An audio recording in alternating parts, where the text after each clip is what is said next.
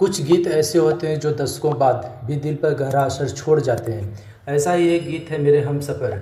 Film का title song Hindi सिने जगत की कहानी गीतों के बिना अधूरी है। गीत संगीत नहीं तो सिनेमा बेरंग हो जाता है। कुछ गीत फिल्म से नहीं वक्त से जुड़ जाते हैं और ऐसा ही एक गीत है किसी राह में किसी मोड़ पर। मेरे हमसफ़र का यह गीत दिल से निकला था और शायद यही वजह है कि 55 साल बाद भी दिल से निकलने को तैयार नहीं है।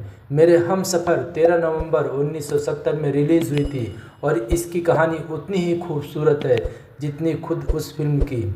यह गीत सिर्फ एक कहानी का हिस्सा नहीं था बल्कि उसकी आत्मा बन गया। यह बात खुद गीतकार इंदिवर ने 1980 के दशक में दिए एक इंटरव्यू में कही थी, जो बाद में किताब melody makers of Hindi cinema लेखक गणेश अंजनेलू 1992 में भी दर्ज हुई। इंदिवर ने बताया था कि मैं पुणे में एक छोटे से होटल में था। रात के करीब 12 बजे बाहर हल्की बारिश हो रही थी। फिल्म की कहानी मेरे मन में घूम रही थी। दो लोग जो जिंदगी के मोड़ पर बिछड़ते हैं और फिर किसी राह में मिलते हैं।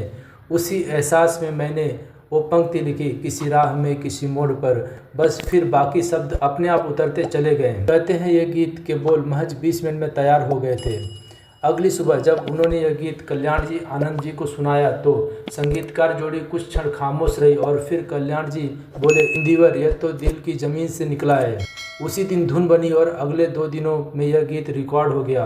उस समय निर्देशक दुलाल गुहा ने अपने असिस्टेंट से कहा था, अब फिल्म पूरी हो गई, कहानी को जो एहसास चाहिए था वह मिल चुका है। फिल्म मेरे हमसफ़र 1970 के लिए यह गीत सिर्फ एक भावनात्मक टुकड़ा नहीं था बल्कि पूरी कहानी का प्रतीक बन गया, प्रेम, दूरी और किस्मत की लकीरों का। जब जितेंद्र और शर्मिला टैगोर पर यह गीत फिल्माया गया तो कहा जाता है कि शूटिंग के दौरान पूरा सेट कुछ देर के लिए शांत हो गया था। कैमरे के पीछे खड़े दुलाल गुहा ने बाद में एक फिल्मी पत्रिका को दिए साक्षात्कार में कहा था, वो सीन हम सबको रोक गया। हमें लगा जैसे किसी ने हमारे अपने बिछड़े की कहानी हमारे सामने रख दी हो।